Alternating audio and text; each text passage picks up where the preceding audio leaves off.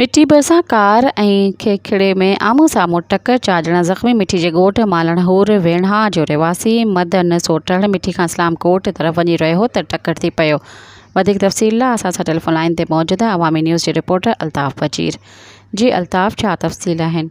हाँ जी बिल्कुल, मिठी बरसां कार ऐं खेखड़े में आम्हूं साम्हूं टक्कर, 4 ॼणा ज़ख़्मी। ऐं मिठी जे ॻोठ मालूण वीणा जो रहवासी मदन सुटाड़ मिठी खां इस्लामकोट तरफ़ ॻोठ वञी रहियो हो त टक्कर थी पियो। खेखड़े में सवार भील बिरादरी जा 2 ज़ख़्मी थी पिया। खेखड़े में सवार पोरियत टीकम भील ऐं मोइन भील ऐं बद्दू भील ज़ख़्मी थी पिया, जिन जो मिठी इस्पताल में इलाज हलंदड़ आहे। हिकु ज़ख़्मी मदन सुटाड़ खे ॻणती जोगी हालत में हैदराबाद रेफर कयो पियो वियो। उन वक़्तु एम्बुलेंस में लाइट न हुजण सबबि तड़पंदो रहियो। वारिस दाऊं कंदा रहिया।